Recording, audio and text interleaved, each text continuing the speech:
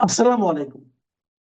প্রিয় দর্শক, অন্য মঞ্চের আলাপচারিতায় আপনাদের সকলকে আমন্ত্রণ জানাচ্ছি।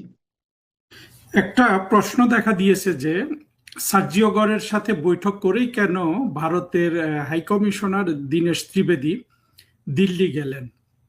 এই প্রশ্নের উত্তর সহ প্রধানমন্ত্রী তারেক রহমানের কূটনৈতিক জার্নি যে ক্রমশ জটিল এবং সহজ জিনিসও যে তার সরকারের জন্য অত্যন্ত জটিল হয়ে দেখা দিয়েছে, সেই জিনিসটা একটু আলোচনা করব। ত্রিবেদী সাহেবের দিল্লি যাওয়াটা প্রেসিডেন্ট ডোনাল্ড ট্রাম্পের স্পেশাল এনভয় সার্জিও গরের সাথে বৈঠকের সাথে যেমন সম্পৃক্ত, তেমন সম্পৃক্ত কিন্তু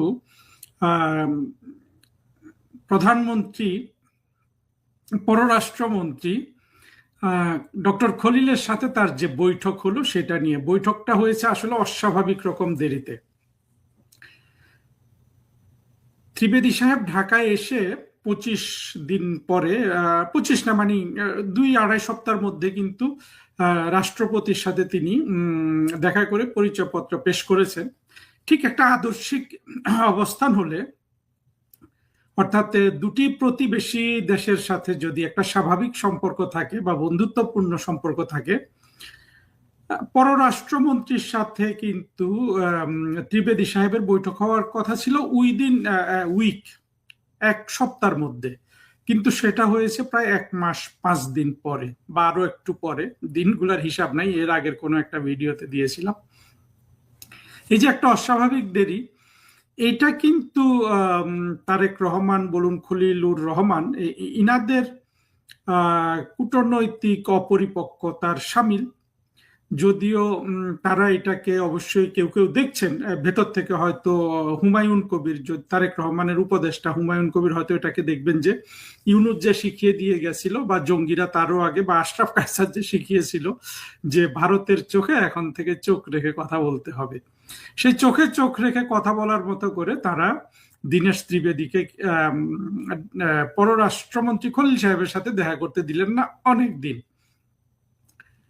আবার এটা শোনা যাচ্ছে যে ভারত থেকে যে তারেক রহমান সাহেবকে যে ব্রিক্স সম্মেলনের আমন্ত্রণ জানানো হলো, সেখানে তারেক রহমান সাহেবকে প্রধানমন্ত্রী হিসাবে উল্লেখ করা হয়নি। তাকে বিমস্টেকের নামে যে একটা আঞ্চলিক সংগঠন আছে, যেটা অত্যন্ত গুরুত্বপূর্ণ, যেটা প্রসপেক্ট অনেক ভালো, সার্কের তো কোনোই প্রসপেক্ট নাই। আসলে তারেক রহমান সাহেবের আব্বা প্রেসিডেন্ট জিয়াউর রহমানের স্বপ্ন ছিল সেই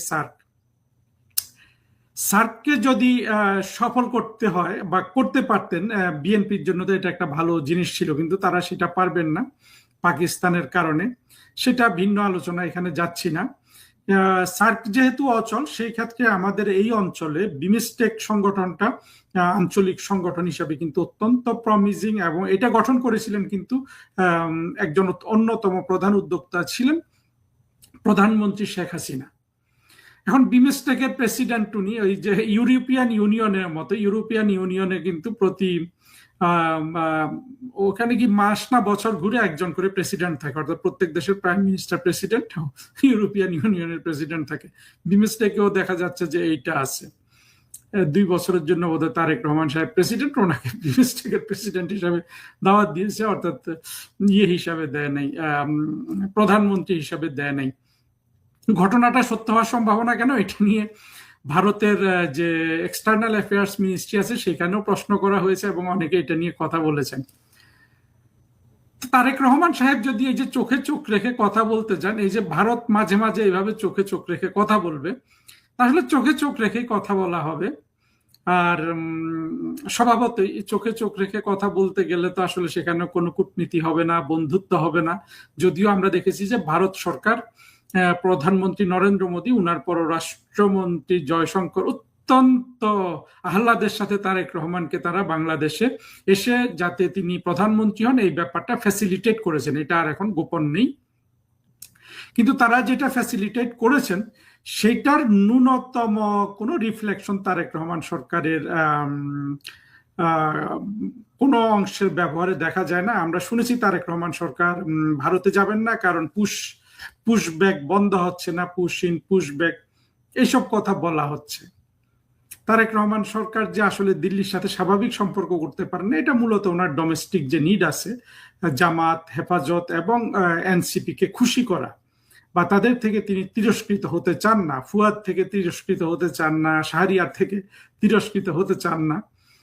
এইটা ছাড়া আমি কিন্তু কোনো কারণ দেখি না তারেক রহমান সরকার চোখে চোখ রাখছেন। এখন চোখে চোখ রাখলে তো ভারতের তো চোখে চোখ রাখার সুযোগ একটু বেশি, আমি তো মনে করি অনেক বেশি, কিন্তু এখানে অনেক বেশি বললে আবার বিএনপির বন্ধুরা কিংবা জঙ্গিরা এসে তারা তাদের গালিগুলা দিয়ে যাবে, সেই জন্য একটু রেস্ট্রিন করে বলি যে চোখে চোখ রাখতে গেলে তো চোখ যার বড় সেই বেশিক্ষণ ধরে রাখতে পারবে। তো তারেক রহমান সাহেব সেই চোখে চোখ রেখে দীনেশ ত্রিবেদী সাহেবকে প্রায় সোয়া মাস বসিয়ে রাখলেন, পররাষ্ট্রমন্ত্রীর সাথে দেখা করতে দিলেন না। আর দীনেশ ত্রিবেদী সাহেব মন্ত্রীর পদমর্যাদা একজন রাষ্ট্রদূত বা হাই কমিশনার, এটা যদিও সকল হাই কমিশনারেরই সমান গুরুত্ব, কিন্তু দেখা যাচ্ছে যে ক্রমে দীনেশ ত্রিবেদীর এই মন্ত্রী হিসাবে তাকে মন্ত্রীর পদমর্যাদা দেওয়াটাও কিন্তু তার জন্য এক ধরনের অ্যাডভান্টেজ হয়ে যাচ্ছে।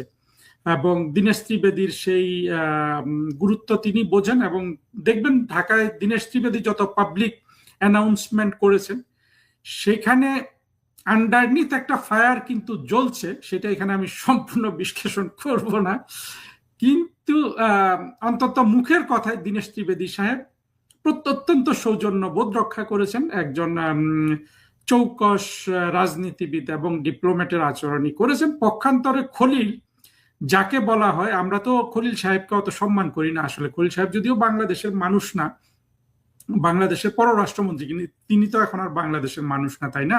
তিনি তো মার্কিন যুক্তরাষ্ট্রের নাগরিক, এবং মার্কিন যুক্তরাষ্ট্র হয়ে কিন্তু আমাদের দেশে ঢুকেছেন তাদের এজেন্ডা বাস্তবায়নের জন্য। যদিও খলিলের জন্ম বাংলাদেশে, তবু তো আমরা তাকে সম্মান করতে পারি না, তাই না? যেভাবে বাংলাদেশটাকে আসলে 24 জঙ্গি উত্থানের পর ইউনুসের মাধ্যমে বিক্রি করে দেওয়া হয়েছে, যার একজন প্রধান ইনস্ট্রুমেন্ট ছিলেন খলিল, এখন তো তবুও সম্মান করি।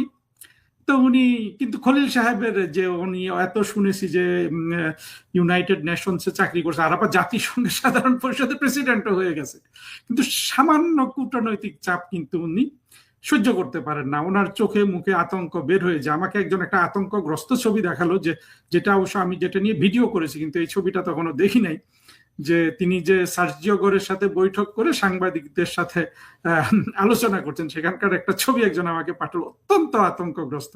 অর্থাৎ খলিল সাহেব কিন্তু কোনোভাবেই নার্ভটাকে কন্ট্রোল করতে পারছেন না। আর তার পাশে দাঁড়িয়ে ওই উপদেষ্টা হুমায়ুন কবির শিশুর মতো খ্যাটখ্যাল করে হাসে, দেখতে অত্যন্ত মনে হয় যে এটা আসলে কোনো রাষ্ট্র চলছে না এখানে।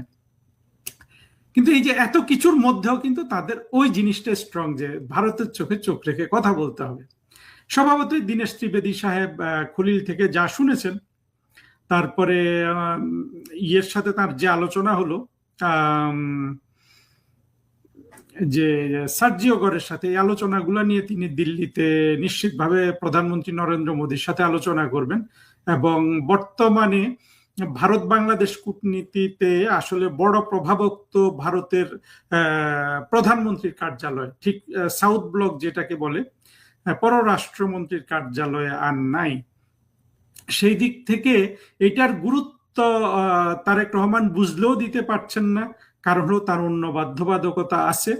আর দীনেশ ত্রিবেদী সার্জিও গোর কি আলোচনা করেছেন এইটা কিন্তু কোনো জায়গায় প্রকাশিত হয় নাই। আমরা একটা জিনিস ভুলে যাই, কারণ আমরা সবাই কিন্তু ওই যে শাহেদুজ্জামান দ্বারা আক্রান্ত, তারেক রহমানের সরকার। আর একটা মনিরুজ্জামান হলো এক মেজর জেনারেল, আর শাহেদুজ্জামান হলো ঢাকা বিশ্ববিদ্যালয়ের ইন্টারন্যাশনাল লয়ের সাবেক প্রফেসর।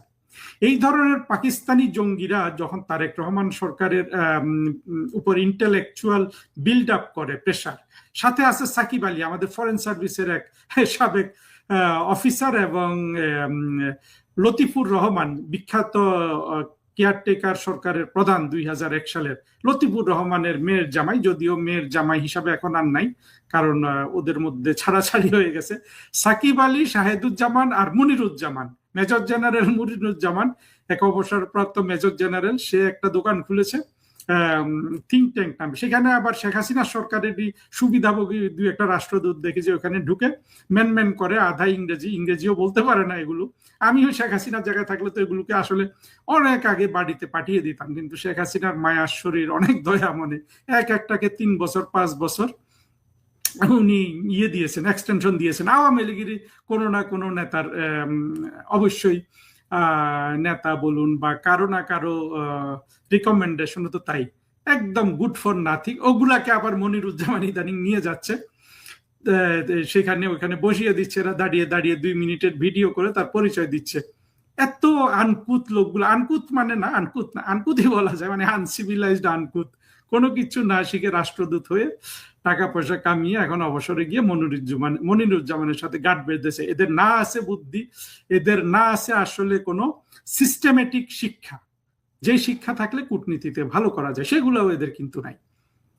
এই অবস্থায় যখন তারেক রহমানের সরকারের কি বলবো যে পথ চলা এতটা খারাপ, আজকে আমি আবার আগেও বলেছি যে দেখেন তারেক রহমান সরকার যে সার্জিও গড়ের সাথে মিটিং করলেন, সেখানে ওনাকে একজন মানে উপজেলা চেয়ারম্যানের মতো বসিয়ে রাখা হয়েছে, মাঝখানে 2 দিকে 2 লাইন, 1 লাইনে কাচুমাচু করে সার্জিও গোজকে বসানো হয়েছে। পৃথিবীর কোথাও কিন্তু একজন বিদেশি গেস্টকে এইভাবে বসানো হয় না, তাকে একটু সম্মান দিয়ে বসানো হয়। অর্থাৎ সার্জিও গড়কে ওনাকে কেউ বলছে রাষ্ট্রদূত, কেউ আসলে তো ওনাকে মন্ত্রীর মর্যাদায় রিসিভ করা হয়েছে। প্রেসিডেন্ট ডোনাল্ড ট্রাম্পের সাথে ওনার যে সখ্য, যা ওনার গুরুত্ব, সেখান থেকে তো মন্ত্রীর নিচে তো তাকে নামানো যায় না। কিন্তু মন্ত্রী না হলেও, শুধু একজন রাষ্ট্রদূত হলেও, কারণ অনেক রাষ্ট্রদূত কিন্তু বাইরে থাকে, যেমন ঢাকায় তাদের অফিস নেই, এগুলোকে বলে কনকারেন্টলি অ্যাক্রিডিটেড, অর্থাৎ সমাবর্তন দায় একই সাথে আর কি দায়িত্ব পালন করছে। তারাও যদি আসে ঢাকায়, তারেক রহমানের উচিত না এইভাবে একজন লর্ডের মতো আলাদা, মানে কোভিডের সময় বসলে না হয় কথা ছিল যে এরকম দূরে, সেটা অর্থাৎ এত ছোট একটা জিনিস দেখারও কিন্তু তারেক রহমানের কেউ নাই। সত্যি সত্যি বাংলাদেশটা যে 2024-এ ধ্বংস হয়ে একটা নতুন বাংলাদেশ হয়ে গেছে, এটা কিন্তু তার প্রমাণ। এটাকে আপনারা গুরুত্ব সহকারে বিবেচনা করবেন। অথচ দেখেন তারেক রহমানের আব্বা একজন প্রেসিডেন্ট, তারেক রহমানের আম্মা একজন প্রধানমন্ত্রী, তাদের আমলে তো বাংলাদেশের এই দুরবস্থা ছিল না। তারেক রহমান আজকে এমন ভাবে তিনি আসন গ্রহণ করতেছেন একটা গুরুত্বপূর্ণ বৈঠকে, যেখানে তাকে মনে হচ্ছে সিরিয়ার একজন রেবেল লিডার কিংবা আফগানিস্তানের রেবেল লিডার হিসাবে দেখা যাচ্ছে। আমি হাসি রাখতে পারি না এগুলো বলার সময়। আমার বন্ধুরা অবশ্য বলে যে আপনি কেন হাসেন, আপনি এগুলো হাসি বলুন তো। তারে আমাদের বাংলাদেশটা আমরা 54 বছর কত কি অর্জন করেছি, তারেক রহমানকে এখন মনে হচ্ছে সিরিয়ার একজন রেবেল লিডার। উনি উনি মানে কিচ্ছু জানা নাই, ওই রাষ্ট্রের কোনো ইনস্টিটিউশনাল মেমোরি নাই, একজন বিদেশি গেস্টকে কিভাবে বসাবে। আবার অনেকে বলছে যে তারেক রহমান এখানে ওনার কর্তৃত্ব দেখাচ্ছে। কর্তৃত্ব দেখালে তো সার্জিও গড়কে নিয়ে এত হইচই হতো না, আমরা জানতামও না সার্জিও গড় কোন দিক দিয়ে এসছে, কোন দিক দিয়ে গেছে। না, সরকারের তরফ থেকে অবশ্য গোপনীয়তা চেষ্টা করতে হয়েছে, কিন্তু এই এখনকার ইন্টারনেটের যুগে তো গোপনীয়তা রক্ষা করা যায় না। তবে হ্যাঁ, রক্ষা করা যায়। শেখ হাসিনার সময় কত গড় এসছে গেছে, এইসব নিয়ে কোনো কথা কিন্তু হয় নাই। আবার ত্রিবেদীর জায়গায় ফিরে আসি। হাই কমিশনার দীনেশ ত্রিবেদী নিশ্চিতভাবে তাকে যে তার ভারতের চোখে চোখ রাখতে না পেরে যে তার চোখে বরাবর খালি চোখ রেখে যাচ্ছে খলিল, আর ও তো চোখ গড়িয়ে থাকে, মানে চোখে চোখ রাখার কথা শুনলে খলিল সাহেব অবশ্য অত অভদ্র হবে না। আর ওই যে হুমায়ুন কবিরকে তো সে চোখ গড়িয়ে দিবে, মানে বাচ্চাকে যেভাবে ভয় দেখায় ওই রকম করার সম্ভাবনা আছে। তো দীনেশ ত্রিবেদী সাহেব তো পরিস্থিতিটা বুঝতে পারছেন, হয়তো উনিও মিটিমিটি হাসেন আড়ালে, কিন্তু রাষ্ট্রাচার বলতে কিছু নাই, ভব্যতা সভ্যতা বলতে কিছু নাই, কোনো ধরনের ছোটখাটো জিনিস কিন্তু এরা ব্যবস্থা করতে পারে না। তো দীনেশ ত্রিবেদী সাহেব দিল্লিতে গিয়ে নিশ্চিতভাবে এই জিনিসগুলো বলবেন, উনি আর মোদী সাহেব হয়তো হাসাহাসি করবেন তারেক রহমান সরকার, খলিল সাহেব এদেরকে নিয়ে। এবং সাথে সাথে এটাও ঠিক যে ভারত যেই আশা ভরসা করে তারেক রহমানকে এনেছিলেন যে অন্তত ভারত একটু শান্তিতে থাকতে পারবে, কারণ এক পাকিস্তানকে নিয়ে ভারতের যে দুরবস্থা, বাংলাদেশে তো শেখ হাসিনার সরকার থাকলে এই দুরবস্থাটা হয় না। তাদের বাংলাদেশের মাটিতে সন্ত্রাসীদেরকেও বন্ধ করা হয়, ভারতের কোনো বিচ্ছিন্নতাবাদী সংগঠনকে সেখানে জায়গা দেওয়া হয় না। এখন তারেক রহমান অতটুকু করবেন কিনা, এই নিশ্চয়তা যে ওনারা পাচ্ছেন না, সেগুলা নিয়ে কথা বলবেন আর কি দীনেশ ত্রিবেদী আর নরেন্দ্র মোদী সাহেব। মার্কিন প্রেসিডেন্ট ডোনাল্ড ট্রাম্পের ঘনিষ্ঠজন ও বিশেষ দূত সার্জিও গোর বাংলাদেশ সফর শেষ করে ফিরে গেছেন। তার এই সফরকে ঘিরে কূটনৈতিক রাজনৈতিক মহলে চলছে নানান আলোচনা। সফরের আগে থেকে বাংলাদেশের সংবাদ মাধ্যমগুলোতে বলা হচ্ছিল, বাংলাদেশ ও যুক্তরাষ্ট্রের দ্বিপাক্ষিক সম্পর্কের বাইরে চীন ও ভারতের ইস্যু নিয়ে আলোচনা হতে পারে। সফরে এসে প্রথম বৈঠক শেষে বাংলাদেশের পররাষ্ট্রমন্ত্রী দাবি করেছিলেন, ভারত ও চীন নিয়ে যুক্তরাষ্ট্রের কোনো উদ্বেগ নেই। কিন্তু তার পরদিন ভোরে বাংলাদেশে নিযুক্ত ভারতীয় হাই কমিশনারের সাথে ঢাকার একটি হোটেলে একান্ত বৈঠকের খবর বাংলাদেশের গণমাধ্যমে প্রকাশিত হলে গোরের সফর নিয়ে জল্পনা কল্পনা এবং আলোচনা আরও বাড়ে। সবশেষ খবর হলো, এই বৈঠকের রেশ ঢাকা থেকে দিল্লি পর্যন্ত পৌঁছে গেছে। সার্জিও গোরের সাথে বৈঠকের পর ডাক পড়ায় ঢাকায় পূর্ব নির্ধারিত গলফ প্র্যাকটিস ফেলে তড়িঘড়ি করে দিল্লি ছুটেছেন মন্ত্রী পদমর্যাদার ভারতীয় হাই কমিশনার দীনেশ ত্রিবেদী। গোরের সাথে বৈঠকের পর দীনেশ ত্রিবেদী কেন দিল্লি ছুটে গেলেন এবং সেখানে গিয়ে কি আবারও গোরের সাথে কোনো বৈঠক আছে কিনা তা নিয়ে ঢাকা ও দিল্লির কূটনৈতিক মহলে নানা ধরনের আলোচনা চলছে। বিশেষ করে ভূ রাজনৈতিক ইস্যু হিসেবে চীন এবং বাংলাদেশের অভ্যন্তরীণ রাজনৈতিক ইস্যু হিসেবে আওয়ামী লীগ ও শেখ হাসিনার প্রত্যর্পণ নিয়ে যুক্তরাষ্ট্র ভারতের মধ্যে কোনো ধরনের সমঝোতা হচ্ছে কিনা তা নিয়ে নানামুখী আলোচনা হচ্ছে। এদিকে প্রধানমন্ত্রী তারেক রহমানের সাথে সার্জিও গোরের বৈঠকের পর বাংলাদেশ সরকারের পক্ষ থেকে যে বিবৃতি দেওয়া হয়েছে তাতে মার্কিন অর্থনৈতিক স্বার্থ, বিশেষ করে বিনিয়োগের কথাই বেশি উঠে এসেছে। তবে মার্কিন দূতাবাস থেকে দেওয়া বিজ্ঞপ্তিতে বলা হয়েছে, সার্জিও গোর তার সফরে যুক্তরাষ্ট্র বাংলাদেশ সম্পর্কের রাজনৈতিক এবং অর্থনৈতিক গতিশীলতা নিয়ে আলোচনা করেছেন। প্রশ্ন হলো, এই রাজনৈতিক গতিশীলতা বলতে আসলে কি বোঝানো হয়েছে? যদিও বাংলাদেশের পররাষ্ট্রমন্ত্রী খলিলুর রহমান সংবাদ ব্রিফিংয়ে দাবি করেছেন, চীন নিয়ে গোরের এই সফরে কোনো আলোচনাই হয়নি। কিন্তু গোরের সফরে মার্কিন দূতাবাস থেকে বাংলাদেশ সরকারকে কিছু নথিপত্র দেওয়া হয়েছে। এর মধ্যে কয়েকটি নথি আমাদের হাতে এসেছে।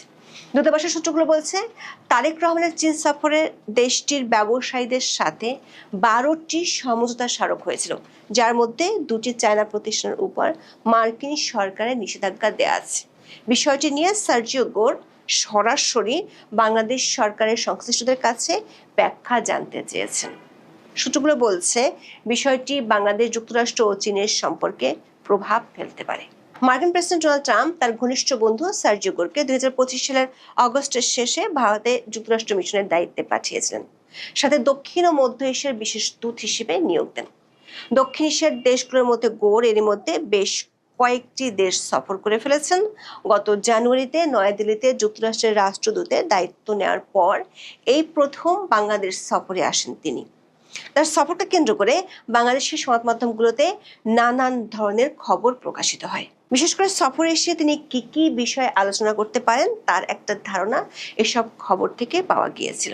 যুক্তরাষ্ট্র ও বাংলাদেশের বাণিজ্যিক এবং অর্থনৈতিক স্বার্থ সংশ্লিষ্ট বিষয়গুলোর পাশাপাশি যেহেতু আমেরিকা যে কোনো মূল্যে চীনের প্রভাব ঠেকাতে মরিয়া, সে কারণে ধারণা করা হচ্ছিল চীন বাংলাদেশ সম্পর্কের বিষয়টি গোরের সফরের আলোচ্য সূচিতে থাকবে। কিন্তু 30শে জুলাই বাংলাদেশ সফরের প্রথম দিনে গোরের সাথে বৈঠক শেষে বাংলাদেশের পররাষ্ট্রমন্ত্রী খলিলুর রহমান বলেন, ভারত ও চীন নিয়ে যুক্তরাষ্ট্রের কোনো উদ্বেগ নেই, কারণ এ নিয়ে কোনো আলোচনাই হয়নি। ঢাকায় মার্কিন দূতাবাসের সূত্রগুলো বলছে, বাংলাদেশ সফরে সার্জিও গোরের প্রধান একটি ইস্যু ছিল চীনের সাথে বাংলাদেশের চলমান সম্পর্কের বিষয়। সার্জিও গোরের সফরের 33 দিন আগে প্রধানমন্ত্রী তারেক রহমান চীন সফর করে আসেন। সূত্রগুলো বলছে, ওই সফরে হওয়া কিছু সমঝোতা স্মারক নিয়ে মার্কিন প্রশাসনের আপত্তি আছে। সে সংক্রান্ত কিছু নথিপত্র বাংলাদেশ সরকারের কাছে দেওয়া হয়েছে।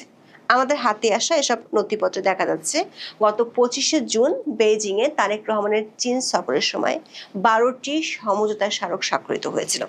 তার মধ্যে 2টি চায়না প্রতিষ্ঠান, China civil engineering construction corporation বা সিসিইসিসি এবং চায়না রেলওয়ে কনস্ট্রাকশন কর্পোরেশন বা সিআরসিসি নিয়ে যুক্তরাষ্ট্র প্রশাসনের আপত্তি আছে। কারণ এই দুটি চায়না প্রতিষ্ঠানই মার্কিন যুক্তরাষ্ট্রের প্রতিরক্ষা বিভাগের তালিকাভুক্ত। সিসিইসিসি মার্কিন যুক্তরাষ্ট্রের প্রতিরক্ষা বিভাগের তালিকাভুক্ত এবং নিষেধাজ্ঞার আওতাধীন মূল প্রতিষ্ঠান চায়না রেলওয়ে কনস্ট্রাকশন কর্পোরেশনের একটি প্রধান অঙ্গ সংগঠন ও সহযোগী প্রতিষ্ঠান। মার্কিন প্রশাসন থেকে বলা হয়েছে, মার্কিন নিষেধাজ্ঞার নীতি ও নির্বাহী আদেশ অনুযায়ী এই ধরনের সামরিক সংযোগযুক্ত বা তালিকাভুক্ত মূল প্রতিষ্ঠানের অঙ্গ সংগঠনগুলোর উপরও নিষেধাজ্ঞা ও বিনিয়োগের উপর বিধিনিষেধ কার্যকর থাকে। অন্তর্বর্তী সরকার আমলে সম্পাদিত বাণিজ্য চুক্তি অনুযায়ী এই ধরনের কোনো প্রতিষ্ঠানের সাথে যে বাংলাদেশের সরকারের সম্পর্ক রাখতে পারে না, সেটি সার্জিও গোরের সফরে তুলে ধরা হয়েছে। সূত্রগুলো বলছে, এর মধ্যে সিসিইসিসি নামক প্রতিষ্ঠানটি বাংলাদেশের চায়না অর্থনৈতিক জোনের কাজে $650 মিলিয়ন বিনিয়োগের কথা রয়েছে। কিন্তু মার্কিন প্রশাসনের আপত্তিতে বিষয়টি এখন প্রশ্নের মুখে পড়ে গেছে। তবে এ বিষয়ে বাংলাদেশ সরকার প্রতিক্রিয়া কি তা জানা যায়নি। চীন ইস্যু ছাড়া সার্জিও গোরের সফরে আরেকটি ইস্যু নিয়ে বেশ আলোচনা হচ্ছিল। সেটি হলো ভারতের সাথে বাংলাদেশের সম্পর্ক এবং এই দুই দেশের মধ্যকার চলমান প্রধান রাজনৈতিক বিবাদের বিষয়গুলো নিয়ে যুক্তরাষ্ট্রের এই বিশেষ দূত কোনো ভূমিকা রাখেন কিনা। যদিও 30 জুলাই খলিলুর রহমান চীন প্রসঙ্গের মতো ভারতের ইস্যুটিকে উড়িয়ে দিয়েছিলেন, কিন্তু তার 12 ঘন্টার মধ্যে বিষয়টির নাটকীয় মোড় নেয়। 31 জুলাই সকালে বাংলাদেশে নিযুক্ত ভারতীয় হাইকমিশনার দীনেশ ত্রিবেদীর সাথে ঢাকার একটি হোটেলে বেশ লম্বা একটি বৈঠক করেন সার্জিও গোর। বাংলাদেশের সংবাদ সংস্থা ইউএনবি এই খবরটি প্রকাশের পর বিষয়টি নিয়ে বেশ আলোচনা শুরু হয়। সার্জিও গোরের সফরের আগে থেকেই বাংলাদেশের সংবাদ মাধ্যমগুলোর খবরে বলা হচ্ছিল, চীনের অর্থায়নে তিস্তা প্রকল্প ও মংলায় অর্থনৈতিক জোন নিয়ে যুক্তরাষ্ট্রের যেমন মাথা ব্যথা আছে, তেমনি ভারতেরও দুশ্চিন্তা আছে। আবার ইন্দো প্যাসিফিক অঞ্চলে দেশ দুটি স্বঘোষিত মিত্র হওয়ায় এসব ইস্যু নিয়ে যুক্তরাষ্ট্র ভারতের সুরে বাংলাদেশের সাথে কথা বলতে পারে, এমন ধারণা কূটনৈতিক মহলের অনেকেরই। আবার শেখ হাসিনা যেহেতু দিল্লিতে আছেন এবং তার প্রত্যর্পণের ঘোষণার পর অস্থিরতা বাড়ছে, সে কারণে এই বিষয়গুলো নিয়েও কি যুক্তরাষ্ট্রের বিশেষ দূত কথা বলবেন কিনা, এমন জল্পনা কল্পনা চলছিল। এসব কারণে বাংলাদেশের প্রধানমন্ত্রী তারেক রহমানের সাথে বৈঠকের আগের দিন দীনেশ ত্রিবেদীর সাথে সার্জিও গোরের বৈঠকের খবরটা গোরের সফরকে বেশ অন্যরকম মাত্রা দেয়। একাধিক ভারতীয় সংবাদ মাধ্যমের খবরে বলা হলো, সার্জিও গোরের সাথে বৈঠক শেষে তাড়াহুড়ো করে দিল্লি গিয়েছেন বাংলাদেশে নিযুক্ত ভারতীয় high commissioner Dinesh Trivedi. North east নিউজের খবরে বলা হয়েছে, 31 জুলাই সার্জিও গোর এবং দীনেশ ত্রিবেদীর 1.5 ঘন্টার দীর্ঘ বৈঠক হয়। তার কয়েক ঘন্টা পরে ভারতীয় হাইকমিশনার দেশের শীর্ষ নীতি নির্ধারকদের সাথে জরুরি আলোচনার জন্য নয়াদিল্লিতে উড়ে যান। সংবাদ মাধ্যমটিতে দাবি করা হয়েছে, ত্রিবেদীর নয়াদিল্লির উদ্দেশ্য বেশ তাড়াহুড়ো করে এবং অনেকটা আকস্মিকভাবে রওনা হয়েছেন। গোরের সাথে তার বৈঠক শেষ হওয়ার পর ত্রিবেদী কুর্মিটোলা গলফ ক্লাবে গলফ খেলার সিদ্ধান্ত নিয়েছেন, কিন্তু সে খেলা স্থগিত করে বিকেল 5:52 ফ্লাইটে দিল্লি যান। গোর ত্রিবেদী বৈঠক নিয়ে যুক্তরাষ্ট্র, ভারত এমনকি বাংলাদেশি কর্মকর্তাদের কেউই প্রতিক্রিয়া না জানালেও রাজনৈতিক বিশ্লেষকেরা মনে করেন, বাংলাদেশের সাবেক প্রধানমন্ত্রী শেখ হাসিনা ও আওয়ামী লীগের নিষেধাজ্ঞার বিষয়টি নিয়ে আলোচনা হতে পারে। দিল্লিতে কাজ করেছেন এমন একজন সাবেক বাংলাদেশি হাই কমিশনার বলছেন, খুব স্পর্শকাতর কোনো ইস্যু না থাকলে হাই কমিশনারকে এভাবে জরুরি ভিত্তিতে তলব করা হয় না। ঢাকার একজন প্রভাবশালী রাজনীতিবিদ বলছেন, ভারতের কাছে এই মুহূর্তে শেখ হাসিনার ইস্যুটি খুবই গুরুত্বপূর্ণ, তাই এই ইস্যু নিয়ে আলোচনা হওয়াটা অস্বাভাবিক কিছু নয়। আবার এটি এমন একটি বিষয় যেটি নিয়ে প্রকাশ্যে কেউ কিছু বলবে না। ওই রাজনীতিবিদ বলেছেন, গোরের সফর শেষে মার্কিন দূতাবাস থেকে যে বিজ্ঞপ্তি দেওয়া হয়েছে সেখানে দীনেশ ত্রিবেদীর সাথে বৈঠকের তথ্য নেই। কিন্তু ত্রিবেদীর সাথে বৈঠক যে হয়েছে এটা সংবাদ মাধ্যম দূতাবাসের কর্মকর্তার বরাত দিয়ে বলেছে। আবার 30 ও 31 জুলাই এই দুদিন আরো কিছু রাজনৈতিক মিটিং এর খবর শোনা যাচ্ছে। মার্কিন দূতাবাস তাদের বিজ্ঞপ্তিতে বাংলাদেশ সরকারের সাথে শুধু অর্থনৈতিক নয়, রাজনৈতিক সম্পর্কের কথা বলেছে। বিশ্লেষকদের ধারণা, এই রাজনৈতিক সম্পর্কের মধ্যে ইন্দো প্যাসিফিক অঞ্চলের বিষয়গুলো, বিশেষ করে মিত্র হিসেবে ভারতের সাথে সম্পর্কিত বিষয়গুলোর ইঙ্গিত পাওয়া যায়। দিল্লির কূটনৈতিক সূত্রগুলো বলছে, দীনেশ ত্রিবেদী 2 আগস্ট বিকেলে বাংলাদেশের উদ্দেশ্যে দিল্লি থেকে রওনা দিবেন। তার আগে সকালে দিল্লির শীর্ষ নীতি নির্ধারকদের সাথে তার বৈঠক হওয়ার কথা রয়েছে। এদিকে সার্জিও গোর বাংলাদেশ সফরের কর্মসূচি শেষ করে 1 আগস্ট দিল্লি ফিরে গেছেন। একটি সূত্র থেকে দিল্লিতে 2 আগস্ট ভারতীয় শীর্ষ কর্তৃপক্ষের সাথে তার বৈঠক হওয়ার কথা জানা গেলেও বিষয়টি নিয়ে নিশ্চিত হওয়া যায়নি। বিশ্লেষকেরা মনে করেন সার্জিও গোরের বাংলাদেশ সফরে আসা, সফরের ডিনার বাতিল করা, এরপর দীনেশ ত্রিবেদীর সাথে লম্বা বৈঠক, তারপর ত্রিবেদীর দিল্লিতে ছুটে যাওয়া, এসব খবরের বড় রকমের তাৎপর্য আছে। কারণ অন্য সময়ের মতো ভারত বাংলাদেশের সম্পর্ক এখন শুধু সীমান্ত বা পানি বন্টন সমস্যার মধ্যে বন্দী না। আনুষ্ঠানিকভাবে কোনো দেশ না বললেও এই মুহূর্তে এবং সামনের দিনগুলোতে শেখ হাসিনার প্রত্যর্পণ এবং আওয়ামী লীগের কার্যক্রমের উপর নিষেধাজ্ঞার ইস্যুটি ভারত বাংলাদেশ সম্পর্কে সবচেয়ে বড় ইস্যু হিসেবে প্রকাশ্যে রূপ পাবে। বিষয়টি গত নির্বাচনের আগেও পর্দার আড়ালে বড় রকমের ভূমিকা রেখেছিল। এখন আগামী ডিসেম্বরের মধ্যে শেখ হাসিনা দেশে ফেরার ঘোষণা দেয় বিষয়টি সামনে আরো জোরালো হবে। শেখ হাসিনার ফেরার ইস্যুটির সাথে শুধু ভারত বাংলাদেশের সম্পর্ক নাই, এর সাথে বাংলাদেশের অভ্যন্তরীণ রাজনীতি ও ভূ রাজনৈতিক অনেক পক্ষ জড়িত। এসব পক্ষের মধ্যে সমঝোতা করার জন্য মার্কিন যুক্তরাষ্ট্রের সবচেয়ে বড় ভূমিকা যে আছে সেটি 24 আগস্টের পর থেকে ওপেন সিক্রেটের বিষয় হয়ে গেছে। এখন দেখার বিষয় ভারত ও যুক্তরাষ্ট্র এসব ইস্যু নিয়ে কতটা সমন্বিতভাবে কাজ করে। এখন এই পর্যন্ত সবাই ভালো থাকুন, সুস্থ থাকুন, নিরাপদে থাকুন। দেখা হবে আগামী। বাংলাদেশে সফর করে গেলেন আমেরিকার বিশেষ দূত। বিশেষ দূত বলতে প্রেসিডেন্ট ডোনাল্ড ট্রাম্পের দক্ষিণ পূর্ব এশিয়া বিষয়ক বিশেষ দূত সার্জিও গোর। তিনি আসলেন, ছোট্ট একটি সংক্ষিপ্ত সফর করলেন, বাংলাদেশের বিএনপির সাথে কথা বললেন, বিএনপির পররাষ্ট্রমন্ত্রীর সাথে কথা বললেন প্রধানমন্ত্রীর সাথে, কথা বললেন ভারতীয় রাষ্ট্রদূতের সাথে, এবং অনেকেই বলছেন কথা হয়েছে আওয়ামী লীগের বিশেষ প্রতিনিধির সাথেও। এখন বাংলাদেশের বিএনপিকে কি বলেছে সার্জিও গোর, ভারতের রাষ্ট্রদূতকে কি বলেছেন সার্জিও গোর, এটা খুবই গুরুত্বপূর্ণ ব্যাপার। আর তার পাশাপাশি যেই সংগঠনের কার্যক্রম নিষেধ করে দেওয়া হয়েছে বাংলাদেশে, সেই সংগঠনের কোনো দূতের সাথে, বিশেষ কোনো প্রতিনিধির সাথে কি কথা হলো সেটা কিন্তু অনেকেই আপনারা জানতে চাচ্ছেন। তো এই বিষয়গুলা একটি প্রোগ্রামের মধ্যে শেষ করা সম্ভব হবে বলে আমি মনে করি না, কারণ এটি একটি বড় বিষয়। প্রথমত বিএনপির সাথে যে কথা হয়েছে, বিএনপিকে বলে দিয়ে গেছে যে তোমরা যদি চীনের সাথে আর কোনো রকমের সখ্যতা তৈরি করো, ওই পদ্মা ব্যারেজ নামে যে ব্যারেজ দিতে চেয়েছ সেটা নিয়ে যদি কোনো কার্যক্রম চালাও, অথবা চীনের কাছ থেকে যদি কোনো সায়েন্টিফিক ইকুইপমেন্ট ক্রয় করো, তাহলে কিন্তু তোমাদেরকে লাল কার্ড দেখানো হবে। অর্থাৎ বাংলাদেশের ক্ষমতাই হলো তারেক রহমান, এইটাকে ডিকটেট করে আমেরিকা থেকে। আমেরিকার কথার বাইরে ডান দিকে, বাম দিকে, উত্তরে বা দক্ষিণে, সামনে বা পিছনে ফিরে দাঁড়ানোর কোনো অবস্থা তারেক রহমানকে রাখেনি। এখন তারেক রহমান একটি পুতুলের মতো, শুধু বলেছে তুমি যা খেতে চাও খাও, যা কামাতে চাও কামাও, বাংলাদেশটাকে রাষ্ট্র না বানিয়ে যদি একটি এন্টারপ্রাইজ বানাতে চাও, অর্থাৎ একটা ব্যবসা প্রতিষ্ঠান বানাতে চাও, সেটাও বানাও, কিন্তু আমাদের কথার বাইরে যেতে পারবা না। এখন খেয়াল করে দেখেন, একটি স্বাধীন দেশ, 30 লক্ষ মানুষের জীবন, 2.5 লক্ষ নারীর ইজ্জত, 1 কোটি মানুষের দেশান্তর, হাজার হাজার মানুষের 9 মাসের প্রত্যক্ষ যুদ্ধের ফল, এবং 23 বছরের বহু আন্দোলন সংগ্রাম, যুক্তফ্রন্ট, শিক্ষা আন্দোলন, 6 দফা আন্দোলন, গণ অভ্যুত্থান 69-70 নির্বাচন, তারপরে 71 মহান মুক্তিযুদ্ধ। এই দীর্ঘ সময়ে আমাদের যে দাবি ছিল স্বনিয়ন্ত্রণ, অর্থাৎ আমাদের দেশ আমরা নিয়ন্ত্রণ করব, সেই দাবিটা নিয়েই কিন্তু আমাদের আন্দোলনটি সামনে গিয়েছিল।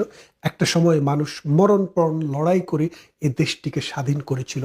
আর এই দেশ স্বাধীনতার যে নেতৃত্ব, সেই নেতৃত্বটি দিয়েছিল বাংলাদেশ আওয়ামী লীগ, বঙ্গবন্ধুর নেতৃত্বে, তাইজউদ্দিনের নেতৃত্বে, মনসুর আলীর নেতৃত্বে, নজরুল ইসলামের নেতৃত্বে, কামরুজ্জামানের নেতৃত্বে, এবং আরও অনেক মুক্তিযোদ্ধাদের নেতৃত্বে। এই যে একটি দেশ, এই দেশটি স্বাধীনতার পর 54 বছরে দক্ষিণ পূর্ব এশিয়াতে যে কটি দেশ মাথা উঁচু করে আত্মসম্মান নিয়ে দাঁড়িয়েছিল, সেই দেশের মধ্যে বাংলাদেশ হচ্ছে তার অন্যতম দেশ। কারণ আপনারা যদি পাকিস্তান, নেপাল, ভুটান, শ্রীলঙ্কা, আফগানিস্তান, মিয়ানমার এবং ভারতের দিকে তাকান, ভারতের পরে পরেই যেই অবস্থানটি তৈরি হয়েছিল সেটি বাংলাদেশের অবস্থান। এখন বাংলাদেশকে বিড়ালের মতো করে ধমক দেয় আমেরিকা, দমক দেয় পাকিস্তান, দমক দেয় মধ্যপ্রাচ্যের দেশ। এর কারণটা আপনারা সহজেই বুঝতে পেরেছেন। অযোগ্য লোককে যখন ক্ষমতায় বসানো যায় তখন তাকে যা বলানো দরকার তাই সে বলেন। এবং আপনারা জানেন, মির্জাফর যখন ব্রিটিশ সেনাপতি রবার্ট ক্লাইভের কাছে ক্ষমতাটি তুলে দেয়, তখন মির্জাফরকে বসানো হয়েছিল পুতুল নবাব হিসেবে, কিন্তু মূল ক্ষমতাটি কিন্তু চলে গিয়েছিল ব্রিটিশ কোম্পানির হাতে। ঠিক তেমনি বাংলাদেশ এরকম সেই রকম একটা পরিস্থিতি এখন তৈরি হয়েছে। তো যাক সে কথা, ভারতের রাষ্ট্রদূতের সাথে তিনি দেখা করলেন বাংলাদেশে বসে। খেয়াল করে দেখেন যে আমেরিকার প্রেসিডেন্টের বিশেষ দূত বাংলাদেশে এসছে, বাংলাদেশের প্রধানমন্ত্রীর সাথে কথা বলবেন, বাংলাদেশের অথরিটির সাথে কথা বলবেন, কিন্তু তিনি ভারতের রাষ্ট্রদূতের সাথেও কথা বলেছেন। কি কথা হলো তার সাথে, তিনি কি বলেছেন খেয়াল করে দেখেন। ভারতের কি চায় এই দক্ষিণ পূর্ব এশিয়াতে, আর আমেরিকা কি চায়, এই দুইটার মধ্যে একটা ফারাক রয়ে গেছে। আমেরিকা কি চায়? আমেরিকা চায় যে বার্মাকে ভেঙে আরেকটি নতুন দেশ করা। এটি কিসের দেশ? এই দেশটি হবে একটি বাফার স্টেট। এই বাফার স্টেট থাকবে মূলত আমেরিকার নিয়ন্ত্রণে। বঙ্গোপসাগরের নিয়ন্ত্রণ নেবে তারা, এখান থেকে তেল উৎপাদন করবে তারা, গ্যাস উৎপাদন করবে তারা। এই বঙ্গোপসাগরে যে অবারিত সম্পদের সমাহার, এই সম্পদের দখল নিবে আমেরিকা। খেয়াল করে দেখেন আমেরিকা এটা কেন চায়। আমেরিকা চায় এই কারণে, এই দক্ষিণ পূর্ব এশিয়া হচ্ছে আগামী দিনের যে পৃথিবী, এই পৃথিবী তাকিয়ে আছে দক্ষিণ পূর্ব এশিয়ার দিকে। আমাদের এশিয়ার এই কোনায় একদিকে চায়না, আরেকদিকে ভারত, আরেকদিকে জাপান, ইন্দোনেশিয়া বিশাল জনগোষ্ঠী, বাংলাদেশের বিশাল জনগোষ্ঠী, মিয়ানমার, থাইল্যান্ড, বাংলাদেশ। এই অঞ্চলটা একটা গোল্ড মাইন। কারণ পৃথিবী যত এগুচ্ছে, উন্নত বিশ্বগুলো, তাদের কিন্তু উন্নয়ন করার জায়গা আর বাকি নেই। এখন ওই জায়গায় জনসম্পদ অনেক বেশি এবং তাদের অর্থনীতির সাইজও বিশাল। বাংলাদেশ একটি ছোট দেশ হলেও আমাদের অর্থনীতি বিশ্বের 30তম অর্থনীতি, ভারতের অর্থনীতি বিশ্বের 5মতম অর্থনীতি, জাপানের অর্থনীতি বিশ্বের 4র্থতম অর্থনীতি, চায়নার অর্থনীতি বিশ্বের 2য় অর্থনীতি। তার মানে হচ্ছে পৃথিবীর যে 5টি বড় অর্থনীতি, এই 5টি বড় অর্থনীতির 3টি কিন্তু আমাদের এশিয়ার এই কোনায়, এবং বঙ্গোপসাগর সম্পদের ভান্ডার। এখন এই জায়গায় কোনো না কোনোভাবে আমেরিকাকে একটি ঘাঁটি করতে হবে। এই জায়গায় কোনো না কোনোভাবে মধ্যপ্রাচ্যের মতো একটি রাষ্ট্র তাদের তৈরি করতে হবে, যেই রাষ্ট্রে বসে তারা এই দক্ষিণ পূর্ব এশিয়াতে বসে ভারতকে কন্ট্রোল করবে এবং চায়নাকে কন্ট্রোল করবে, বাংলাদেশকে কন্ট্রোল করবে, মিয়ানমারকে কন্ট্রোল করবে, থাইল্যান্ড, ভিয়েতনাম, ক্যাম্বোডিয়া, ক্যাম্পোসিয়া, লাওস এবং এই অঞ্চলে আরও যেই সব রাষ্ট্র রয়েছে তাদেরকে কন্ট্রোল করবে। আর এই কন্ট্রোল করতে হলেই একটি সত্য নৌবহর ভারতের এই নাকের ডগায়, এই দক্ষিণ পূর্ব এশিয়ার এই কোনায় বঙ্গোপসাগরে এনে রাখতে হবে। খেয়াল করে দেখেন, যার কারণে ভারত এবং চায়নার মধ্যে যত দূরত্বই থাকুক, আমেরিকা যেন এই দক্ষিণ পূর্ব এশিয়ার এই কোনায় ঢুকতে না পারে, এই বিষয়ে কিন্তু এই দুটি রাষ্ট্রের মধ্যে একমত। খেয়াল করেন, ব্রিক্স নামে যে সংগঠনটি করেছে, এই সংগঠনটি করার মূল উদ্দেশ্য ছিল ডলারের বিকল্প একটি মুদ্রা তৈরি করা, যাতে করে আমেরিকা সারা পৃথিবীতে ওই ডলার দিয়ে ব্যবসা করতে না পারে। সেই কারণে এই ব্রিক্সের জন্ম হয়। এখন এই ব্রিক্সের জন্ম হওয়ার পরে খেয়ালটা আপনি করে দেখেন যে চায়না এবং ইন্ডিয়া দুইটা শত্রু রাষ্ট্রের মতো, কিন্তু ব্রিক্সে আবার তারা কিন্তু এক। তাহলে দেখেন, তারা শুধু শত্রু নয়, শত্রু শত্রু যত খেলাই চলুক, ভেতরে ভেতরে চায়নার সাথে কিন্তু ভারতের একটা বিষয়ে ঐক্য আছে। সেই ঐক্যটা হলো মানে আমেরিকা যেন এই দক্ষিণ পূর্ব এশিয়াতে এসে কোনোভাবে ঘাঁটি করতে না পারে। আমেরিকার পাকিস্তান তো আমেরিকার জন্য রইলই, কিন্তু পাকিস্তান দিয়ে আমেরিকার হবে না। কেন হবে না? বঙ্গোপসাগরের সাথে পাকিস্তানের কোনো কানেকশন নেই। পাকিস্তানের কানেকশন হচ্ছে আরব সাগরের সাথে। আরব সাগরে অসংখ্য দালাল আমেরিকার রয়েছে। মধ্যপ্রাচ্যের দালালেরা আমেরিকাকে সেখানে ঘাঁটি দিয়েছে, বাড়ি দিয়েছে, ঘর দিয়েছে, জমি দিয়েছে, সব দিয়েছে। কিন্তু আমেরিকা যেটা পারেনি সেটা হলো বঙ্গোপসাগরে। শেখ হাসিনাকে কয়েকবার তিনি বলেছেন, আমেরিকা বলেছেন যে আপনি আমাদেরকে এখানে একটা ঘাঁটি দেন, আমরা আপনাকে যতদিন ইচ্ছা ততদিন ক্ষমতায় রাখবো। আপনি আমাদেরকে বঙ্গোপসাগরটার এই ছোট্ট একটা দ্বীপ আছে সেন্ট মার্টিন, সেটা দেন, আমরা আপনাকে ক্ষমতায় কোনো ডিস্টার্ব করবো না। কিন্তু শেখ হাসিনা কি বলেছেন? আমার দেশ অসংখ্য মানুষের রক্তের বিনিময়ে স্বাধীন হওয়া একটি দেশ, এই দেশের স্বাধীনতার সাথে আমি কোনো কম্প্রোমাইজ করতে পারবো না। পার্লামেন্টে দাঁড়িয়ে বলেছে, নতুন বলছি না, তিনি ক্ষমতা থেকে যাওয়ার 6 মাস আগেও তিনি বলেছেন। তাহলে খেয়াল করেন, আমেরিকা এখন এই ভারতবর্ষে, এই বাংলাদেশে, এই মিয়ানমারে আসছে। এই জায়গায় ওই মিয়ানমারকে 2 খণ্ড করে এখানে আমেরিকার একটা বাফার স্টেট তৈরি করা, আর একটা হচ্ছে বঙ্গোপসাগরে তাদের এখানে একটি ঘাঁটি করা, যাতে ভবিষ্যতের চায়নাকে এবং ভারতকে, পাকিস্তানকে এবং বাংলাদেশকে, নেপাল, ভুটান, শ্রীলঙ্কা, আফগানিস্তান সহ এই অঞ্চলটাকে যেন তারা কাবু করে রাখতে পারে। এখন ভারত এটা চায় না। সেই কথাটি ভারত জানিয়ে দিলেন গৌরকে। ভারত জানালেন যে আমরা একদম সর্বত্রভাবে আমেরিকার কোনো ঘাঁটি বঙ্গোপসাগরে এটার তীব্র বিরোধিতা করি, এবং আমরা আমাদের প্রতিবেশী রাষ্ট্র বার্মা বা মিয়ানমার, এই রাষ্ট্রের ভৌগোলিক অখণ্ডতার প্রতি আমরা শ্রদ্ধা রাখি, এবং আমরা মনে করি এই দক্ষিণ পূর্ব এশিয়াতে এই রাষ্ট্রটিকে বাক করার যে নীল নকশা আমেরিকা করছে সেটাতে তারা সাপোর্ট করে না। এটা গেল ভৌগোলিক ভূরাজনৈতিক একটা অংশ। দ্বিতীয়ত তারা বললেন যে বাংলাদেশে আমাদের যে অবস্থান, আমরা এই বন্ধুপ্রতিম রাষ্ট্রের প্রতি আমাদের চাওয়া হচ্ছে এখানে ইনক্লুসিভ ডেমোক্রেসি চালু হতে হবে, অর্থাৎ প্রত্যেকটা রাজনৈতিক দল এখানে রাজনীতি করবে, এটা এই অধিকার থেকে যেন তিনি বঞ্চিত না হন। এই কথাটি মূলত শেখ হাসিনার উদ্দেশ্যে বলা, যে শেখ হাসিনা এই দেশের মাটি এবং মানুষের নেতা, এই দেশের বৃহত্তর জনগোষ্ঠী। 1971 সালের নির্বাচন থেকে শুরু করে 2024 সাল পর্যন্ত যত নির্বাচন হয়েছে, সমস্ত নির্বাচন একসাথ করে আপনি যদি ভাগবাটোয়ারা করে দেখেন, তারপরেও দেখবেন যে আওয়ামী লীগের চাইতে বেশি মানুষের ম্যান্ডেট আর কোনো দল কোনো দিনে পায় নাই, পাবেও না। সুতরাং এই দেশ, এই মাটি, এই মানুষের সম্পর্ক হচ্ছে বাংলাদেশ আওয়ামী লীগের সাথে। সুতরাং আওয়ামী লীগকে এখানে রাজনীতি করতে দিতে হবে। এবং এই কথাটির পাশাপাশি ভারতীয় দূতাবাসের পক্ষ থেকে আমি একটি বিশেষ একটা সূত্রে আমি যে খবর পেয়েছি, তারা জানিয়েছে যে বাংলাদেশ আস্তে আস্তে তালিবানি কায়দার দিকে চলে যাচ্ছে। অর্থাৎ বাংলাদেশে যে ধর্মীয় মৌলবাদী গোষ্ঠী, এই গোষ্ঠী এখন এত শক্তিশালী হচ্ছে যে কোনো সময়ে বিএনপির মতো রাজনৈতিক দলকেও খেয়ে ফেলতে পারে। কারণ সাংগঠনিকভাবে বিএনপি একটি দুর্বল দল।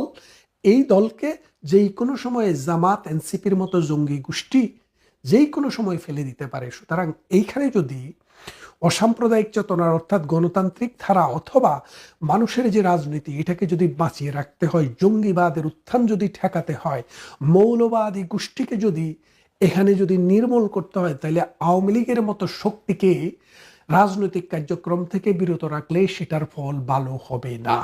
এবং এই কথাটি ক্লিয়ারলি গৌরের কাছে পাঠিয়ে দিয়েছে ভারতীয় রাষ্ট্রদূত।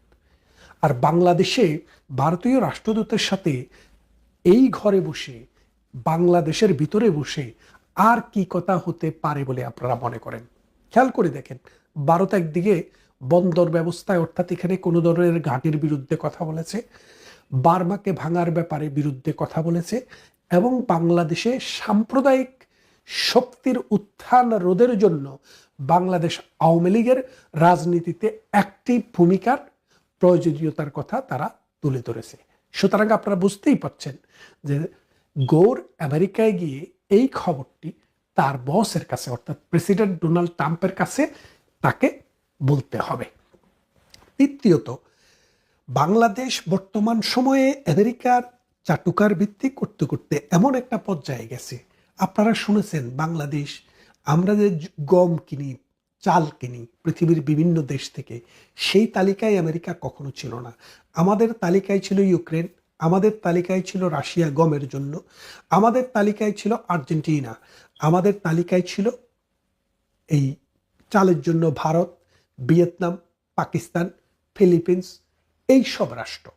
এর কারণও আছে। কারণটা কি দেখেন, ভারত থেকে 1 মণ চাল কিনে বাংলাদেশে আনতে আমাদের যে খরচ হয় জাস্ট ট্রাক ভাড়া, আর আমেরিকা থেকে 1 মণ চাল কিনে আপনি যখন 27,000 কিলোমিটার যখন আপনি ভ্রমণ করে নিয়ে আসবেন, সেই খরচটা অনেক গুণ বেশি। এবং আরও একটি কথা বলে রাখি, সাম্প্রতিক সময়ে এই আমেরিকাকে ঘোষ দেওয়ার জন্য, আমেরিকাকে খুশি রাখার জন্য বাংলাদেশ সরকার কি করেছে, আমাদের 15 বছর মেয়াদি 32 সাল পর্যন্ত একটি চুক্তি ছিল কাতারের সাথে, যেটা এলএনজি গ্যাস আমাদেরকে প্রতি বছর আমরা কাতার থেকে আনতাম। 15 বছর মেয়াদি চুক্তি। সেই চুক্তি অনুসারে আমাদের স্ট্যান্ডার্ড সাইজের যে একটা সিলিন্ডার, এই সিলিন্ডার গ্যাসের দাম ছিল $11। তো বাংলাদেশি টাকায় সেটা 1200 বা 1300 টাকার মতো হয়, এবং শেখ হাসিনার সময় পর্যন্ত এটা এই দামেই মানুষ কিনেছে। আর শেখ হাসিনা চলে যাওয়ার পর এই বাংলাদেশে জঙ্গি আন্দোলনে অর্থায়ন করা পিটার হাসের যে কোম্পানি ছিল, পিটার হাসের কোম্পানি আছে একটা আমেরিকাতে, একটা কোম্পানির সে দালাল, ওই কোম্পানির সাথে এখন 15 বছরের না 17 বছরের মেয়াদে চুক্তি করেছে। সেই চুক্তি অনুসারে ওই যেটা কাতার থেকে আমরা এই $11 দিয়ে কিনতাম, সেটার দাম এখন হচ্ছে $44। খেয়াল করে দেখেন, কোথায় $11, কোথায় $44, 4 গুণ বেশি দামে আপনি এখন আমেরিকা থেকে আনছেন। তার মানে ওই 1200 টাকার বোতল এখন আপনি 4000 টাকা দিয়ে কিনবেন, তারপরেও আপনি গ্যাস পাচ্ছেন না। কেন পাচ্ছেন না? আমেরিকা থেকে যখন উড়োজাহাজে করে, হেলিকপ্টারে করে বা শিপে করে যখন একটা শিপমেন্ট হয়, 3 মাস সময় লাগে বাংলাদেশের বন্দরে এসে সেটা খালাস হইতে। 3 মাসে বাংলাদেশের অর্থনীতির দাপন কাপন হয়ে যায়। আর যদি আপনি মিডল ইস্ট থেকে কিনেন, এটার জন্য 7 দিন সময়ের ভিতরে আপনার বন্দরে জাহাজ চলে আসে।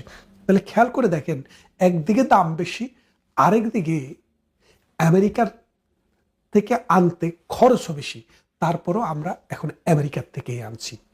গমের কথাও বললাম, এই আমাদের গ্যাসের কথাও বললাম। ঠিক এমনিভাবে বাংলাদেশ সমস্ত সেক্টরে যে অবস্থা যাচ্ছে, আমেরিকাও এখন শঙ্কিত হতে বাধ্য। কেননা অর্থনীতি যখন মাটির নিচে ঢুকে যাচ্ছে, যেই দেশের অর্থনীতি 7% জিডিপি ছিল, তার আগে যে আর গত 4 মাসে জিডিপি হয়েছে 2.22%।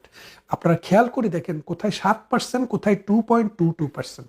ঠিক এইভাবে যদি চলতে থাকে, এই মৌলবাদী দ্বারা বেষ্টিত, এই জঙ্গিবাদী দ্বারা বেষ্টিত আমাদের এই ভূখণ্ডটি বিলীন হয়ে যাবে। তাই ভারতীয় রাষ্ট্রদূত আমেরিকাকে সেই কথাটি মনে করিয়ে দিয়েছে, এই দেশটি থাকলেই তো আপনারা ব্যবসা করবেন, আর এই দেশটি যদি না থাকে, মৌলবাদ যদি এখানে মাথাছাড়া দিয়ে উঠে, এই জঙ্গিরা যদি এই দেশটাকে ক্যাপচার করে, তাহলে আমেরিকার লোকদেরকে ধরে ধরে রাস্তায় ঝুলাবে। সুতরাং এখনই সময়, আপনারা আপনাদের কণ্ঠটি একটু উঁচু করুন, শেখ হাসিনার মতো মানুষকে দেশে আসতে দেন। সার্জিও গোরের বাংলাদেশ সফর, ঢাকা, দিল্লি, ওয়াশিংটন ত্রিভুজ, শেখ হাসিনার ফেরা নিয়ে বার্তা এবং তারেকের ভবিষ্যৎ, এই বিষয়গুলি নিয়ে আজকের আলোচনা। প্রথমে দেখা যাক আমেরিকার কি মানসিক, কেন এলেন সার্জিও গোর বাংলাদেশের ঢাকা সফরে, সেটা দেখুন। আন্তর্জাতিক কূটনীতিতে অনেক গুরুত্বপূর্ণ বৈঠকে প্রকৃত বিষয়বস্তু কখনো প্রেস বিজ্ঞপ্তিতে লেখা থাকে না। যৌথ বিবৃতিতে সাধারণত থাকে সৌজন্যের ভাষা, যেমন 2 দেশের বন্ধুত্ব আরো জোরদার হবে, সহযোগিতা বৃদ্ধি পাবে, গঠনমূলক আলোচনা হয়েছে, এই ধরনের বাক্য। কিন্তু একজন অনুসন্ধানী সাংবাদিকের কাজ সেখানেই শেষ হয় না। তিনি খোঁজেন কারা বৈঠকে ছিলেন, কারা ছিলেন না, বৈঠক কতক্ষণ চলল, কোন পর্যায়ে দরজা বন্ধ হলো, এরপর কার মুখের অভিব্যক্তি বদলে গেল। এই প্রশ্নগুলোর উত্তর অনেক সময় সরকারি বিবৃতির চেয়েও বেশি গুরুত্বপূর্ণ হয়ে ওঠে। আজ আমরা ঠিক সেই দৃষ্টিকোণ থেকেই সার্জিও গোরের ঢাকা সফরকে বিশ্লেষণ করব। প্রথমে দেখা যাক যে কেন বাংলাদেশ কেন এখন যুক্তরাষ্ট্রের বিশেষ আগ্রহের কেন্দ্র। দক্ষিণ এশিয়ার কৌশলগত মানচিত্র গত কয়েক বছরে দ্রুত বদলেছে। ভারত এখন যুক্তরাষ্ট্রের গুরুত্বপূর্ণ অংশীদার। চীন ভারত মহাসাগর এবং বঙ্গোপসাগরে তার উপস্থিতি বাড়ানোর চেষ্টা করছে। মিয়ানমার অস্থিতিশীল, রোহিঙ্গা সংকট এখনো অমীমাংসিত। এই পরিস্থিতিতে বাংলাদেশের ভৌগোলিক অবস্থান আগের যে কোনো সময়ের তুলনায় অনেক বেশি গুরুত্বপূর্ণ হয়ে উঠেছে। এখন বাংলাদেশ কেবল একটি বাজার নয়, বাংলাদেশ এখন একটা জিও স্ট্র্যাটেজিক স্পেস। যে দেশ এই ভূখণ্ডে তার প্রভাব বাড়াবে সে পুরো উত্তর বঙ্গোপসাগরের কৌশলগত সমীকরণেও প্রভাব ফেলবে। তো এই সফরের যে সার্জিও গোর এলেন, এই সফরের সরকারি বিবৃতি বনাম স্থানীয় সূত্র সরকারি বিবৃতি একরকম নয়। এখানে বলা হয়েছে দ্বিপাক্ষিক সম্পর্ক, অর্থনীতি, আঞ্চলিক সহযোগিতা এবং পারস্পরিক স্বার্থ নিয়ে আলোচনা হয়েছে। এখানে নতুন কিছু নেই। প্রায় প্রতিটি উচ্চ পর্যায়ের সফরের পর এই ভাষাতেই বলা হয়, কিন্তু স্থানীয় প্রশাসনিক সূত্র থেকে যে তথ্য পাওয়া যাচ্ছে তা যদি সঠিক হয়ে থাকে, এবং সঠিক হওয়ার সম্ভাবনাই বেশি, কারণ তার যে খবরগুলো আসছে সেই খবরগুলোতে দাবি হচ্ছে এক পর্যায়ে এখানে বৈঠকে বসেছিলেন সার্জিও গোরের সাথে বাংলাদেশের পররাষ্ট্রমন্ত্রী খলিলুর রহমান এবং প্রধানমন্ত্রীর উপদেষ্টা হুমায়ুন কবির, এবং তাদের আলোচনা চলবার সময় এক সময়ে হুমায়ুন কবিরকে বাইরে পাঠানো হয়। এরপর প্রায় 20 মিনিট সার্জিও গোর এবং খলিলুর রহমান একান্তে আলোচনা করেন। এই তথ্য প্রকাশ্যে স্বাধীনভাবে যাচাই করা সম্ভব হয়নি, তবে ঘটনাটি সত্য এবং এর কূটনৈতিক তাৎপর্য অনেক। কেন একান্ত বৈঠক? কেন হুমায়ুন কবিরকে সেখান থেকে থাকতে দেয়া হলো না, বার করে দেয়া হলো? কূটনীতিতে একান্ত বৈঠক অস্বাভাবিক নয়, তবে এর কারণ বিভিন্ন হতে পারে। প্রথম কারণ, সংবেদনশীল গোয়েন্দা তথ্য আদান প্রদান হতে পারে। দ্বিতীয়, অন্য কোনো রাষ্ট্র সম্পর্কে মূল্যায়ন। তৃতীয়, এমন রাজনৈতিক বার্তা যেটা সীমিত পর্যায়ের মানুষের মধ্যেই প্রাথমিক স্তরে রাখতে চাওয়া হয়। এই তিনটির কোনটি এখানে প্রযোজ্য ছিল সেটি আমরা জানি না, কিন্তু এটুকু বুঝতে পারছি যে খলিলুর রহমান তিনি আমেরিকার অনেক কাছের মানুষ, আমেরিকার অনেক বিশ্বস্ত মানুষ, যেটা হুমায়ুন কবির নন। সেই জন্যে তিনি প্রধানমন্ত্রীর উপদেষ্টা হলেও তাকে ওই একান্ত বৈঠকে রাখা হয়নি। আন্তর্জাতিক কূটনৈতিক রীতিতে এটা কিন্তু খুব সাধারণ ব্যাপার নয়। এইবার আলোচনা, আর সবথেকে বড় কথা হচ্ছে সেই মিটিং থেকে বেরোবার পর সেখানে যখন সাংবাদিকরা খলিলুর রহমানকে প্রশ্ন করতে থাকলেন, তার উত্তরে খলিলুর রহমান সঠিক সমস্ত জবাব এড়িয়ে গেছেন।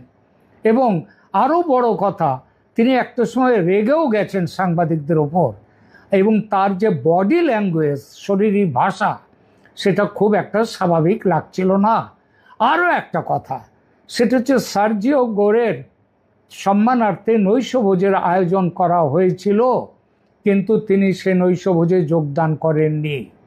কেন যোগদান করেননি এটাও কিন্তু খুব স্বাভাবিক ঘটনা নয়। তার মধ্যে দিয়ে কি তিনি এটাই বুঝিয়ে দিতে চাইছেন যে তিনি হাই হ্যালো কিংবা সামাজিকতা রক্ষা করতে আসেননি, তিনি কাজের কাজ করতে এসছেন? এখন এই কাজের কাজটা কি? এখানে সরাসরি কোনো সরকারি নিশ্চিতকরণ নেই, তবে সামগ্রিক ভূ রাজনীতি বিচার করলে বিষয়টি প্রশ্নের অপেক্ষা রাখে না যে আলোচনার মূল বিষয় কী ছিল। স্বাভাবিকভাবেই চীন। গত কয়েক বছরে বাংলাদেশে চীনের বিনিয়োগ ভীষণভাবে বেড়েছে, অবকাঠামো প্রকল্প বেড়েছে, বন্দর উন্নয়ন হয়েছে, বিদ্যুৎ প্রকল্প হয়েছে। চীনের অর্থনৈতিক উপস্থিতি এখন বাংলাদেশে খুবই দৃশ্যমান। অন্যদিকে যুক্তরাষ্ট্র চায় বাংলাদেশ যেন চীনের সঙ্গে সম্পর্ক রাখলেও সম্পূর্ণ কৌশলগত নির্ভরতায় না পৌঁছে যায়, অর্থাৎ সেখানে যেন একটা ফারাক থাকে। এই উদ্বেগ শুধু বাংলাদেশের ক্ষেত্রেই যে আমেরিকার আছে তা নয়, শ্রীলঙ্কা, মালদ্বীপ, নেপাল সব ক্ষেত্রেই একই ধরনের কৌশল দেখা যায়। ধারণা করা হচ্ছে যে চীন থেকে যুদ্ধ বিমান ক্রয়, সমরাস্ত্র ক্রয়, ড্রোন কারখানা নির্মাণ, তিস্তা বাঁধ প্রকল্প আরও বহুবিধ প্রকল্প নিয়ে আমেরিকা ক্ষুণ্ণ এবং ক্ষুব্ধ।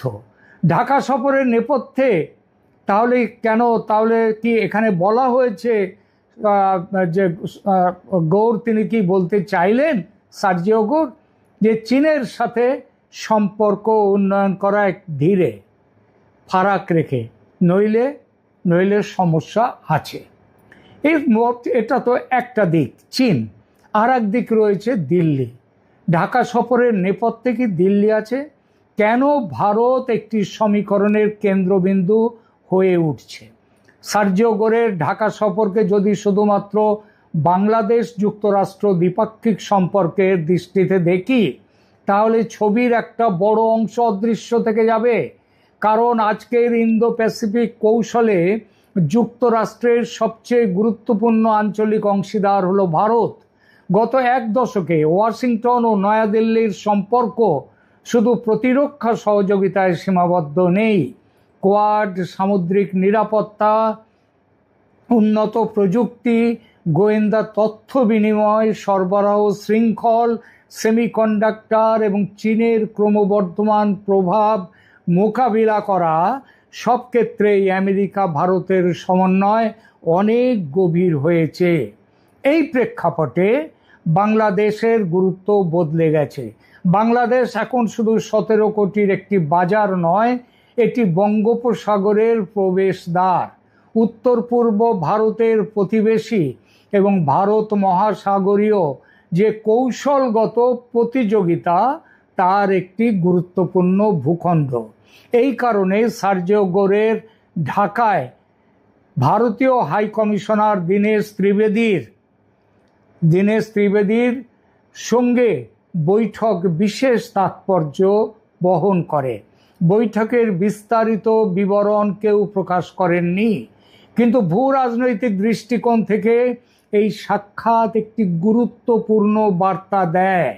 ওয়াশিংটন বাংলাদেশের বিষয়ে দিল্লির মূল্যায়নকে গুরুত্ব দিচ্ছে এবং আঞ্চলিক নিরাপত্তার প্রশ্নে দুই দেশের মধ্যে নিয়মিত পরামর্শ অব্যাহত রয়েছে।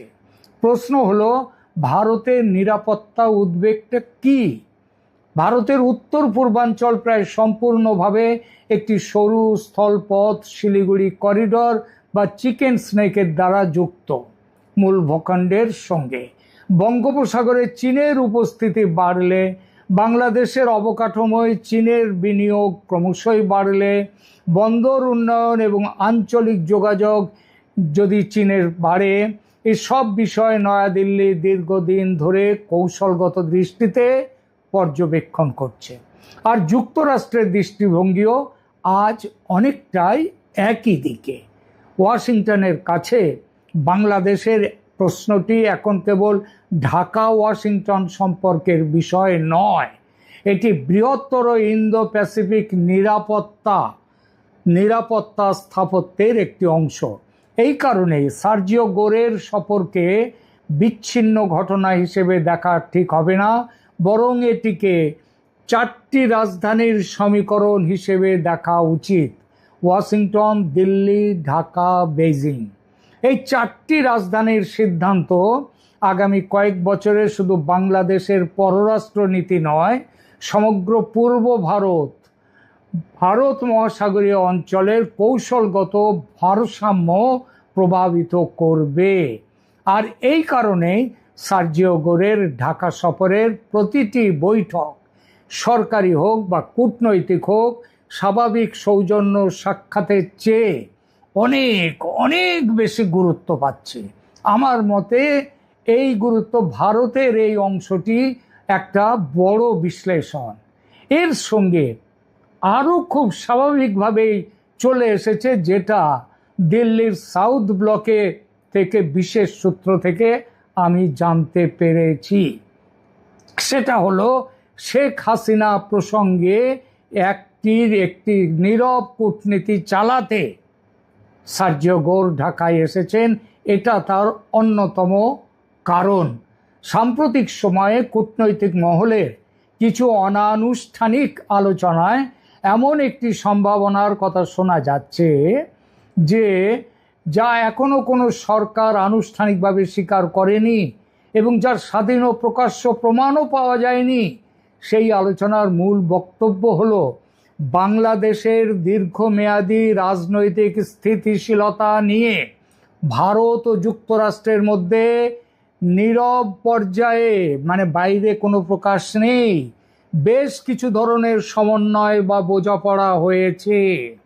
সেই বোঝাপড়ায় শেখ হাসিনার ভবিষ্যৎ রাজনৈতিক অবস্থান রয়েছে, তার ব্যক্তিগত নিরাপত্তা এবং বাংলাদেশে ফিরলে তার প্রধান রাজনৈতিক শক্তিগুলোর অংশগ্রহণ কেমন হবে, সেখানে শেখ হাসিনার নিরাপত্তা কেমন হবে, তার দল আওয়ামী লীগকে সেখানে কেন সেখানে খোলা মাঠ তার দেয়া হবে কি না, এই সমস্ত ব্যাপারেই কিন্তু আমেরিকা এবং ভারত একটা সিদ্ধান্তে এসে গেছে। এবং যে সিদ্ধান্তের প্রেক্ষিতে শেখ হাসিনা ডিসেম্বরের মধ্যে বলছেন, আমার ধারণা খুব দেরি হলেও নভেম্বরের মধ্যেই তিনি ভারত থেকে বাংলাদেশে ফিরবেন।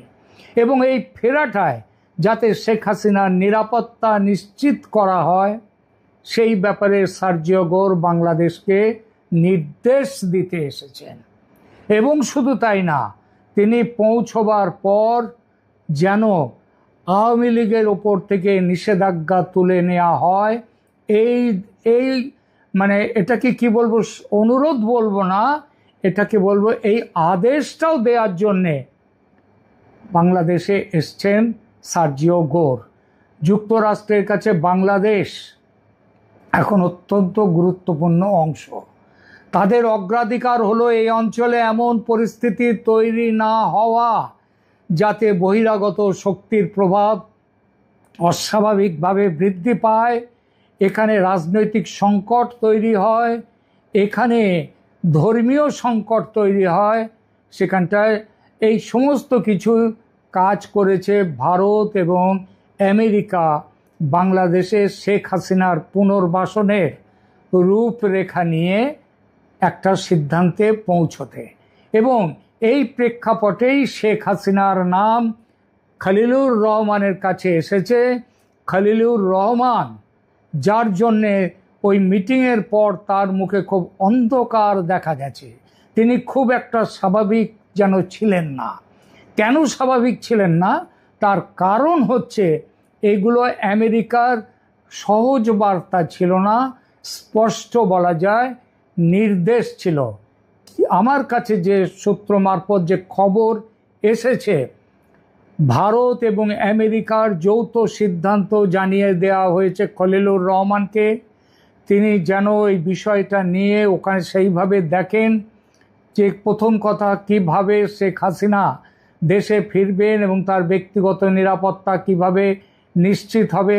দ্বিতীয়ত, আওয়ামী লীগের ওপর থেকে নিষেধাজ্ঞা তুলে নিয়ে সেখানকার রাজনীতিকে অন্তর্ভুক্তিমূলক করতে হবে। তৃতীয়, রাষ্ট্রীয় প্রতিষ্ঠানগুলো কিভাবে সেই পরিবর্তন সামাল দেবে, কারণ এই নিয়ে যদি ওখানে কোনো গোলমাল হয়, সেই গোলমাল কিন্তু সামলাতে হবে বিএনপি সরকারকে, তারেক রহমান সরকারকে। যদি তারেক রহমান সরকার না মানতে চায় এই আদেশ, আমাদের কাছে খবর আছে সেই আদেশ যাতে মানতে বাধ্য করা যায়, তারেক রহমানকে সেই ব্যাপারটাও জানিয়ে দেওয়া হয়েছে। কি সেই ব্যাপার? সেটা হলো তারেক রহমান যদি এই সূত্র এবং আমেরিকার নির্দেশ মতো চলতে না চান, তাহলে বাংলাদেশে এই সরকারকে হটিয়ে সেখানে একটা কি অন্তত কিছুদিনের জন্য হলেও একটা সামরিক শাসন নিয়ে আসা হতে পারে, অথবা আবার এই সরকারকে ক্ষমতাচ্যুত করে একটি অন্তর্বর্তী সরকারও তৈরি হতে পারে। আর এই কথাগুলো শোনার পর থেকেই খলিলুর রহমানের রক্তচাপ বেড়ে গেছে। আমরা আগামী কয়েকটা দিন, আগামী কিছু দিন, অন্তত একটি মাস আমাদের খুব সতর্ক হয়ে অপেক্ষা করতে হবে। আগস্ট মাস পড়ে গেছে, নাগাদ সেপ্টেম্বর অক্টোবর খুব সম্ভব শেখ হাসিনা বাংলাদেশে ফিরছেন।